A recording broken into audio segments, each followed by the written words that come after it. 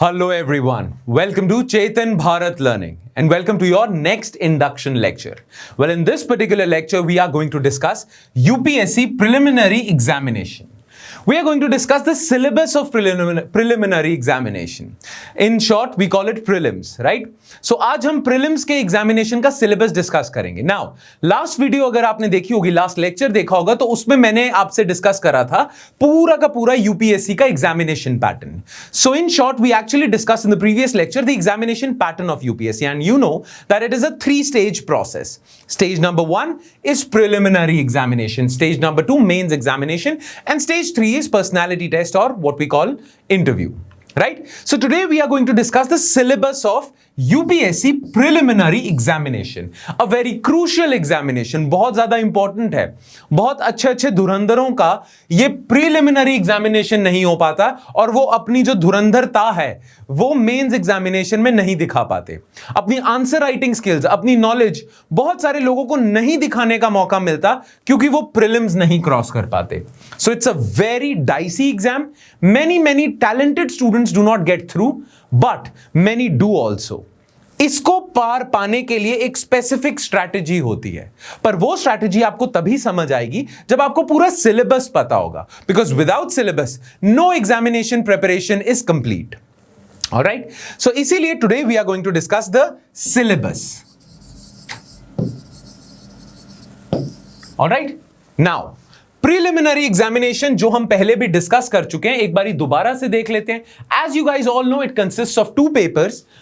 Paper number 1, General Studies Paper 1, which consists of general studies or various subjects. For example, general knowledge of various subjects like polity, economy, geography, history.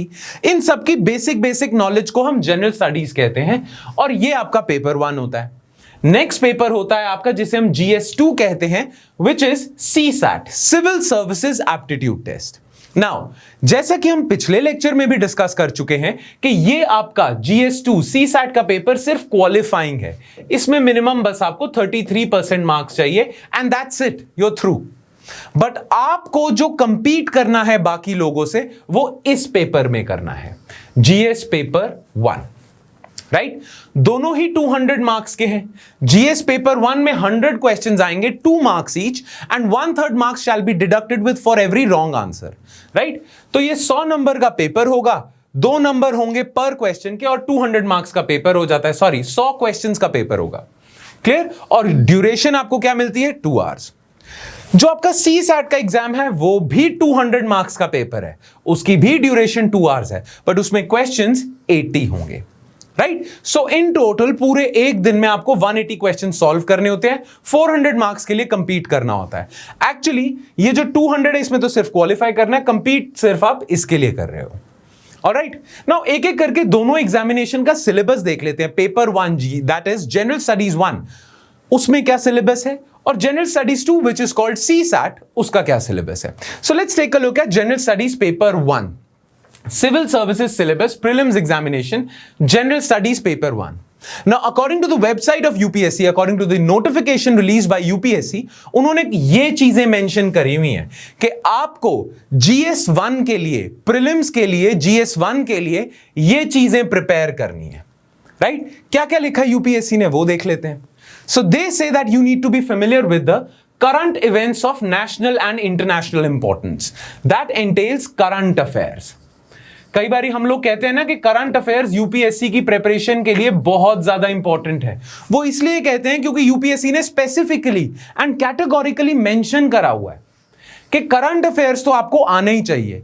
बहुत सारे ऐसे साल हुए हैं पिछले जितने भी यूपीएससी ने एग्जामिनेशंस लिए हैं, बहुत एग्जामिनेशंस में यूपीएससी ने अपना जो पेपर है काफी ज्यादा करंट अफेयर्स तक सीमित रखा या करंट अफेयर्स हैवी रखा, राइट? तो दिस इज एक्सट्रीमली इंपॉर्टेंट.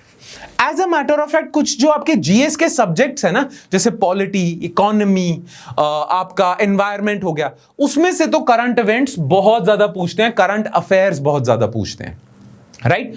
बहुत ज्यादा इंपॉर्टेंट पोर्शन है और इसकी पूरे साल ही आपको तैयारी रेगुलरली करनी होती है. हर रोज न्यूज़पेपर पढ़ना होता है, करंट अफेयर्स वीकली कंपाइल करने होते हैं और वीकली उन्हें अच्छे से करना होता है, right? So this is very important. चलो, ये इंपॉर्टेंट चीज तो होगी. अब दूसरी चीज यूपीएससी क्या लिखता है, दूसरी चीज में यूपीएससी कहता है कि you need to be familiar with the history of the world and India. World history के बारे में वो प्रीलिम्स में नहीं पूछेगा, बट यूपीएससी आस्क्स या यूपीएससी एक्सपेक्ट्स कि प्रीलिम्स के लिए आपको एटलीस्ट इंडिया की हिस्ट्री के बारे में पता हो, right? So history of India and Indian national movement, British के खिलाफ हमारी इंडियन नेशनल मूवमेंट के बारे में you need to know in detail, और इंडियन हिस्ट्री के बारे में आपको पता होना चाहिए। तो देखो, इंडियन नेशनल मूवमेंट तो एक स्पेसिफिक पोर्शन हो गया आपकी हिस्ट्री का। वैसे पूरी इंडिया की हिस्ट्री को आप 3 पार्ट्स में डिवाइड कर लेते हो।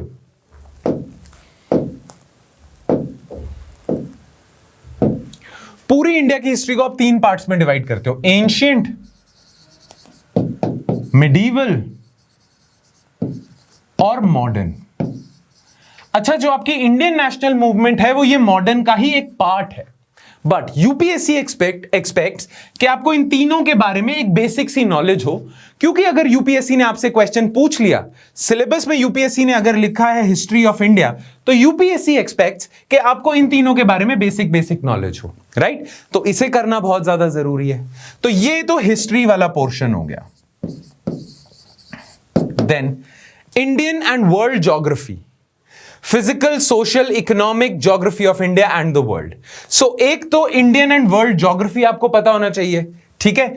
ज्योग्राफी भी ना 2 तरीके की होती है, एक तो होती है फिजिकल ज्योग्राफी, ठीक है? तो वो इंडियन फिजिकल ज्योग्राफी भी पता होनी चाहिए कि इंडिया की फिजियोग्राफी कैसी है, कौन सी रिवर्स हैं, कौन सा आपका टेरेन क्या है, माउंटेन्स क्या हैं, कहां कहां हैं, कौन सी रेंजेस हैं, प्लेटोज कहां हैं, कोस्टल प्लेन्स कहां हैं, आइलैंड्स क्या हैं। ये फिजिकल ज्योग्राफी इंडिया की भी पता होनी चाहिए, और वर्ल्ड के भी, वर्ल्ड लेवल पे भी जो जियोग्राफिकल फीचर्स हैं इंपॉर्टेंट आपको पता होना चाहिए। आपको इंडिया की क्लाइमेट के बारे में पता होना चाहिए, मॉनसून के बारे में पता होना चाहिए, जेट स्ट्रीम्स के बारे में पता होना चाहिए, जो ग्लोबल क्लाइमेट को काफी ज्यादा इंफ्लुएंस करते हैं। अगर आज आपने यश सर की वीडियो देखी होगी तो यश सर ने उसमें समझाया है कि कनाडा में हीट वेव क्यों चल रही है, क्योंकि कनाडा में हीट वेव का कारण है जेट स्ट्रीम, राइट? तो ये सारी चीजें, जेट स्ट्रीम, ये ग्लोबल लेवल की ज्योग्राफी होगी जो यश सर ने अपनी वीडियो में, करंट अफेयर्स की वीडियो में समझाया है, राइट? तो ये ग्लोबल लेवल की geography, physical geography, climatology, India के लेवल की ज्योग्राफी, क्लाइमेटोलॉजी, ये आपको कवर करनी है। दूसरा पोर्शन है ह्यूमन ज्योग्राफी का, तो both physical and human geography. Human geography में क्या आ जाएगा?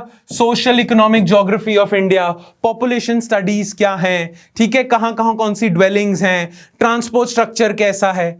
ये जो ह्यूमन ज्योग्राफी का एस्पेक्ट है उससे भी क्वेश्चन पूछ सकते हैं। सोशल ज्योग्राफी हो गई, और फिजिकल ज्योग्राफी से तो आपसे सवाल पूछेंगे, पूछ सकते हैं, right?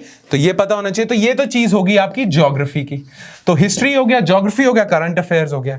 Next, Indian polity and governance. इसमें क्या क्या पूछ सकते हैं? कॉन्स्टिट्यूशन के बेसिस पे क्वेश्चन पूछ सकते हैं, पॉलिटिकल सिस्टम के बेसिस पे क्वेश्चन पूछ सकते हैं, Panchayati Raj, public policy, rights, fundamental rights वगैरह, ये सब आपसे सवाल पूछ सकते हैं। और यहां इन्होंने डाल दिया एक्सेट्रा। एक्सेट्रा का मतलब इंडियन पॉलिटी से रिलेटेड जो जो चीजें हैं यूपीएससी कुछ भी पूछ सकता है, right? As a matter of fact, current events में अगर कोई Indian polity related current affairs की न्यूज है तो वो भी यूपीएससी पूछ सकता है। तो ये आपका पॉलिटी हो गया, और ये बहुत इंपॉर्टेंट पोर्शन है। As a matter of fact बहुत सारे लोग तो ये कहते हैं कि चाहे आप यूपीएससी की प्रिपरेशन कर रहे हो चाहे नहीं कर रहे हो, ये तो आपको पता होना चाहिए कि आपके देश का पॉलिटिकल सिस्टम चल कैसे रहा है। तो यूपीएससी की तैयारी से आपको एक फायदा तो हो जाएगा, you will be more aware of the political system of our country, you will be more aware of the constitution of our country, ठीक है? तो इसीलिए ये पॉलिटी का पोर्शन है पूरा, और ये बहुत वाइड पोर्शन है, इसको तैयार करने की भी एक स्ट्रैटेजी है, पर ये इंपॉर्टेंट पोर्शन भी है। क्लियर? नेक्स्ट आपका इकोनॉमी का पोर्शन आ जाता है, economic and social development, sustainable development, poverty, inclusion, demographics, social security initiatives वगैरह वगैरह। तो ये आपका इकोनॉमी का पोर्शन है।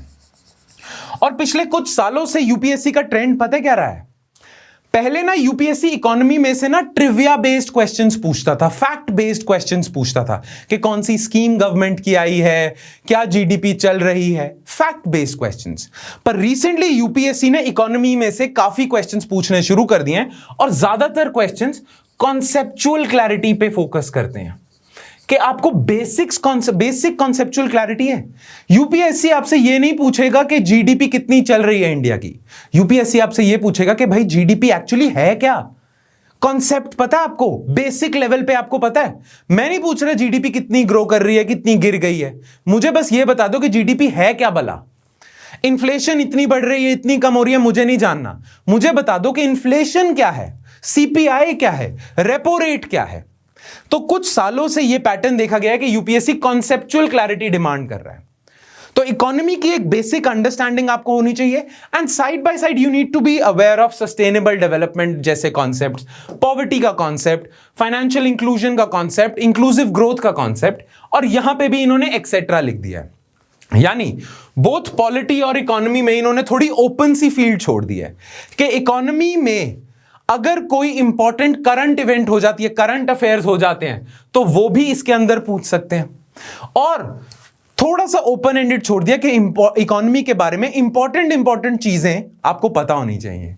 तो इसीलिए प्रीलिम्स में यूपीएससी के हिसाब से पॉलिटी और इकोनॉमी थोड़ा देखो आपने ओपन एंडेड इन्होंने छोड़ दिया है कि आपको बेसिक अंडरस्टैंडिंग होनी चाहिए। हम कुछ भी पूछ सकते हैं आपसे, पॉलिटी से भी, इकोनॉमी से भी, और इसमें अगर कोई पॉलिटी या इकोनॉमी रिलेटेड इवेंट आ गया तो भी हम पूछ सकते हैं, राइट। तो ये आपका हो गया इकोनॉमी का portion. Then next, general issues on environmental, ecology, biodiversity, climate change that do not require subject specialization। ये बहुत इंपॉर्टेंट लाइन है।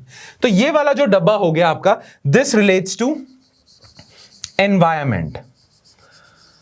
और अगेन पिछले कई सालों से ये देखा जा रहा है कि एनवायरमेंट से क्वेश्चंस बहुत पूछता है यूपीएससी।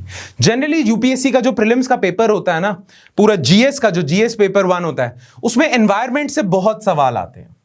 बट यूपीएससी आपको क्या कह रहा है कि आपको एनवायरमेंट को लेके कैसे प्रिपेयर करना है, एनवायरमेंट कैसे प्रिपेयर करना है। यूपीएससी कहता है कि आपको बेसिक नॉलेज होनी चाहिए क्लाइमेट चेंज के बारे में, बेसिक नॉलेज होनी चाहिए आपको इकोलॉजी के बारे में, पोल्यूशन के बारे में, बायोडाइवर्सिटी के बारे में, बेसिक नॉलेज होनी चाहिए। UPSC is not asking you for a degree in environmental studies, UPSC is not asking you for subject specialization. The only thing that UPSC wants is that you need to know basics of environment, environmental studies, climate change and all that. Plus, इसमें भी current affairs का लेना देना है। अगर environment से related कोई important current affairs चल रहे हैं तो वो आपको प्रिपेयर करने हैं। But again UPSC is not seeking for candidates who have subject specialization in environment. UPSC is only seeking people who have basic idea of environmental issues, right? सिर्फ basic idea होना चाहिए। अब बेसिक आइडिया होता क्या है, मतलब कितना तक बेसिक आइडिया हम माने, कितना तक पढ़ें जो बेसिक हो, वेल वो आपको तैयारी के दौरान पता चलेगा। But by the way, let me make it clear, it's not a light part of your syllabus, it's a very heavy part of your syllabus. UPSC tends to ask a lot of questions from this section, alright? तो इसको हमने बहुत ध्यान से करना है। Questions आते ही आते हैं, हर साल आते हैं, बहुत आते हैं, राइट? सो ये आपका एनवायरमेंट हो गया, and then it's general science. General science में एक चीज जो इन्होंने लिख दी है, पर जनरल साइंस आपको साइंस की बेसिक नॉलेज होनी चाहिए। बट आजकल कई सालों से यूपीएससी साइंस एंड टेक से काफी सवाल पूछ रहा है। नाउ साइंस एंड टेक में क्या आएगा, रीसेंट टेक्नोलॉजी को लेके न्यूज में अगर कुछ चल रहा है वो आपसे साइंस एंड टेक के सेक्शन में पूछ लेंगे। नैनो टेक्नोलॉजी को लेके कुछ चल रहा है, क्लाउड कंप्यूटिंग को लेके अगर कुछ चल रहा है, artificial intelligence, big data, biotechnology, medical science, ये सारी चीजों में, टेक्नोलॉजी वाली फील्ड्स में, साइंस वाली फील्ड्स में कोई भी इंपॉर्टेंट करंट इवेंट होती है, UPSC would ask a question on that in your prelims examination. ठीक है, तो आप देख सकते हो सिलेबस थोड़ा वाइड है, इसीलिए हम टाइम लगाते हैं इसकी तैयारी में। एक और चीज है, इसको प्रिपेयर करते टाइम आपको साथ साथ, बिकॉज प्रीलिम्स में आपसे एमसीक्यूज पूछेंगे, ऑब्जेक्टिव टाइप क्वेश्चंस पूछेंगे, तो जैसे जैसे आप प्रिपेयर कर रहे हो ना, वैसे वैसे आपको साथ साथ उसी सब्जेक्ट के एमसीक्यूज भी प्रैक्टिस करने चाहिए। ये जनरली कहा जाता है। नाउ आप जो हमारे कोर्स में हमारे साथ एनरोल्ड हो, वेल हम यही चीज आपको कराएंगे। ये सारी चीजें जो हम आपको कराएंगे, इनके साथ साथ हम आपको बहुत सारे एमसीक्यूज कराएंगे। जैसे ही कोई टॉपिक हमारा खत्म होगा, हम एक टेस्ट लेंगे, एक एमसीक्यूज से आपको भर देंगे प्रैक्टिस करने के लिए, ताकि जब आप कोई चीज पढ़ लेते हो ना, इसमें से कोई भी टॉपिक पढ़ लोगे और उसके बाद जब एमसीक्यूज करोगे तो वो टॉपिक पक्का हो जाएगा and you will be prepared for prelims. जितने एमसीक्यूज प्रैक्टिस करो इन सब्जेक्ट से रिलेटेड, उतना बढ़िया। क्लियर? तो ये तो हो गया आपका सबसे इंपॉर्टेंट पेपर है जनरल स्टडीज 1, जिस पेपर के बेसिस पे आप कंपीट करोगे बहुत सारे और एस्पिरेंट से। अच्छा, अब हम आ जाते हैं जीएस पेपर 2 पे, विच इज सीसैट। ये सिर्फ क्वालिफाइंग है, इसमें आपको बस बेसिक जल्दी जल्दी क्वेश्चन सॉल्व करने हैं, 33% मार्क्स लेने हैं, दैट्स इट। पर इसमें आपको प्रिपेयर क्या क्या करना है? एक तो रीडिंग कॉम्प्रिहेंशन, सवाल आएंगे, एक कॉम्प्रिहेंशन दे दिया जाएगा, उस पे से आपसे क्वेश्चंस पूछेंगे, राइट? तो ये एक इंपॉर्टेंट चीज है। अगर आपका ये पोर्शन वीक है तो इसे स्ट्रॉन्ग करना है हमें, राइट? हम अपनी तैयारी के दौरान करेंगे ये सब, don't worry. Then interpersonal skills including communication skills, इससे भी सवाल पूछ सकते हैं। Then logical reasoning and analytical ability, LR जिसे हम कहते हैं। लॉजिकल रीजनिंग बहुत इंपॉर्टेंट चीज है। यूपीएससी एक्सपेक्ट्स के जो उनके पास ब्यूरोक्रेट्स आए उनकी बेसिक लॉजिकल रीजनिंग हो। उसमें क्वेश्चंस कैसे पूछ लेते हैं, जैसे ब्लड रिलेशन वाले क्वेश्चंस पूछ लेंगे, राइट? डायरेक्शंस वाले क्वेश्चंस पूछ लेंगे, राइट? तो इनकी प्रैक्टिस करते रहो ना, अगर रेगुलर प्रैक्टिस करो तो बहुत स्ट्रांग हो जाते हो आप सीसैट में। Then decision making and problem solving, then general mental ability, basic सी चीजें हैं। और ये कुछ मैथ्स वाला पोर्शन है आपका, बेसिक न्यूमरेसी वगैरह, ठीक है? क्वांटिटेटिव एप्टीट्यूड जिसे कह देते हैं, बार चार्ट्स दिए होंगे, पाई चार्ट्स दिए होंगे, परसेंटेजेस कैलकुलेट करनी होगी, ये सारी चीजें हम कवर करेंगे, डोंट वरी। ये हम सब चीजें एक अच्छे तरीके से कवर करेंगे, और उतना ही कवर करेंगे क्योंकि सारी चीजों में टाइम लगता है। हम उतना ही कवर करेंगे ताकि हम इसमें अच्छे से क्वालिफाई कर जाएं, क्योंकि हमने लड़ाई जो हमारी है वो तो इधर है पेपर 1 में, तो हम इसे अच्छे से कर जाएंगे कि इस पेपर में हम पीछे ना रह जाएं। ऐसा ना हो कि आपके जीएस तो अच्छे से प्रिपेयर्ड था पेपर 1, पर सीसैट में आप क्वालिफाई ना कर पाए, वो नहीं हम होने देंगे। इतनी अच्छे से प्रिपरेशन करेंगे कि you will score way more than 33%। ये पेपर आपके रोड ब्लॉक नहीं होगा, बट अगेन फोकस हम ज्यादा इस पे करेंगे पेपर 1 पे, ऑलराइट? ठीक है। नाउ कुछ टिप्स स्टार्ट करने से पहले, ये इंडक्शन क्लासेस हैं, तो स्टार्ट करने से पहले जब हम अपनी जर्नी स्टार्ट करेंगे, एक एक करके हम टॉपिक स्टार्ट करेंगे, जब सब्जेक्ट स्टार्ट करेंगे, तो हमें कुछ चीजें ध्यान में रखनी है। प्रीलिम्स को लेके कुछ चीजें तो हमें हमेशा ध्यान रखनी है कि प्रीलिम्स को कि जब भी आप स्ट्रैटेजी बनाओ तो आपको ये टिप्स तो जरूर ध्यान रखनी है। क्या क्या है वो tips? Know when to start preparation. Peaking at the right time is a recipe to success for anything in life. Peaking at the right time is a recipe to success for anything in life. ठीक है? कोई भी चीज आप कर रहे हो, अगर आप राइट टाइम पे स्टार्ट करो, राइट टाइम पे पीक करो, वो ही इंश्योर करेगा कि आप उस चीज में सक्सेसफुल होगे कि नहीं होगे, right? So know when to start preparation, and right now is the right time to start your preparation for next year. Clear? Then plan prepare करना है। तो जो हमारे साथ हमारे प्रोग्राम में जुड़े हुए हैं उनको इस चीज की टेंशन लेने की जरूरत नहीं है। हम आपके लिए आपका प्लान प्रिपेयर करके देंगे और आपके हिसाब से पर्सनलाइज कस्टमाइजेशन भी करके देंगे प्लान में। आपकी जरूरतों के हिसाब से थोड़े प्लान में चेंजेस भी करेंगे, बट ये जो प्लानिंग वाला पार्ट है, that we'll do it for you, don't worry about it. फिर सीसैट प्रिपरेशन, सीसैट को बहुत सारे लोग इग्नोर कर देते हैं और क्वालिफाई भी नहीं कर पाते, तो इसीलिए सीसैट को इग्नोर बिल्कुल नहीं करना है। प्रिपरेशन उसकी करनी है ताकि आप क्वालिफाई कर लो। देन जैसा कि मैंने पहले बताया इकोनॉमी के पर्सपेक्टिव से कि यूपीएससी का धीरे धीरे ना प्रीलिम्स का पैटर्न शिफ्ट होता जा रहा है। पहले वो सिर्फ फैक्चुअल क्वेश्चंस पूछता था, फैक्ट बेस्ड क्वेश्चंस पूछता था, पर अब धीरे धीरे वो शिफ्ट करके स्ट्रेट एनालिटिकल क्वेश्चंस पूछने लग गया, कॉन्सेप्चुअल क्लैरिटी के क्वेश्चंस पूछने लग गया है। So not just facts and figures, but basic conceptual clarity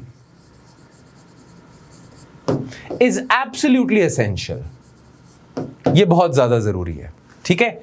then ये चीज तो मतलब किसी भी इंसान ने जिसने कभी भी यूपीएससी की प्रिपरेशन करी है वो ये जानता है कि इसके बिना तो ना प्रीलिम्स निकलेगा, ना मेंस निकलेगा और ना ही इंटरव्यू निकलेगा। करंट अफेयर्स में तो यूपीएससी एक्सपेक्ट करता है कि आपको अपनी सराउंडिंग्स के बारे में नॉलेज है या नहीं है, वो करंट अफेयर से ही आती है। तो ये तो बहुत इंपॉर्टेंट है। And last but not the least, और ये मैं अपने जो भी हमारे साथ जुड़े हुए हैं हर एस्पिरेंट को ये कहता हूं कि प्रीलिम्स के लिए तो do as many MCQs as possible. जितने एमसीक्यूज आप करो उतने कम है। Give as many mock test papers as possible, क्योंकि जितने एमसीक्यूज आप अपने हाथों से निकालोगे उतने चांसेस हैं कि एग्जामिनेशन में आपसे सिली मिस्टेक्स ना हो। जैसे बहुत सारे ऐसे स्टूडेंट्स हैं जिनके साथ ऐसा हुआ है कि उन्हें क्वेश्चन का आंसर तो पता है पर उन्होंने क्वेश्चन ठीक से नहीं पढ़ा। क्वेश्चन में लिखा हुआ था which of the following statements is are incorrect, incorrect पूछा हुआ है, उन्होंने ये इन इग्नोर कर दिया, सिर्फ करेक्ट सोचा और करेक्ट स्टेटमेंट मार्क करा है। जबकि यूपीएससी ने अपने प्रीलिम्स के क्वेश्चन पेपर में आपसे क्या पूछा है, इनकरेक्ट कौन सा है। इनकरेक्ट भी नहीं लिखते वो, कई बार लिख देते हैं नॉट करेक्ट। इंसान नॉट पढ़ता नहीं है, करेक्ट मार्क कराता है, सिली मिस्टेक हो जाती है, फिर बाहर आता है, फिर वो यही कंप्लेंट करता है यार नॉलेज तो मुझे सबसे ज्यादा थी पर सिली मिस्टेक के कारण रह गया। फिर चाहे सिली मिस्टेक के कारण रह जाओ, चाहे लैक ऑफ नॉलेज के कारण रह जाओ, रह तो गए ना। तो जितने आप एमसीक्यूज अपनी आंखों से निकालोगे उतने ही ये सिली मिस्टेक्स कम होंगी, उतनी आपकी स्पीड बढ़ेगी, उतनी ही आपकी क्वेश्चंस राइट मार्क करने की एबिलिटी बढ़ेगी, राइट, और उतना ही आप आगे स्कोर करोगे। सो ये तो क्रूशियल की है, सबसे इंपॉर्टेंट है, give as many MCQs as possible. Alright, तो ये कुछ टिप्स आपको ध्यान में रखने हैं। बाकी सिलेबस से तो अब आप फेमिलियर हो गए हो और फेमिलियर हो जाओगे जब हम ये सिलेबस स्टार्ट करेंगे, जब हम स्टडी करेंगे, जब हम एक्चुअली हिस्ट्री पढ़ेंगे तो आपको एक एक चीज के बारे में पता चल जाएगा कि क्या क्या हिस्ट्री में पढ़ना है। जब हम इंडियन ज्योग्राफी, वर्ल्ड ज्योग्राफी पढ़ेंगे तो एक एक चीज के बारे में पता चल जाएगा। पॉलिटी में ये एक्सेट्रा का क्या मतलब है ये समझ आ जाएगा। इकोनॉमी में ये एक्सेट्रा का क्या मतलब है ये समझ आ जाएगा। तो धीरे धीरे as slowly and gradually when we will unravel the preparation you will realise what this all of this entails, इस सब में क्या आता है, राइट। बट बेसिक यूपीएससी के हिसाब से ये आपका प्रीलिम्स का सिलेबस है, ठीक है। अब यूपीएससी के प्रीलिम्स का तो सिलेबस हमें पता चल गया, राइट। अब नेक्स्ट जो हमारा इंडक्शन लेक्चर होगा उसमें हम मेंस के बारे में बात करेंगे, वो भी बहुत इंपॉर्टेंट है। Alright, chalo फिर that's it from my side guys. I'll see you next time with more stuff. Yeah, thank you.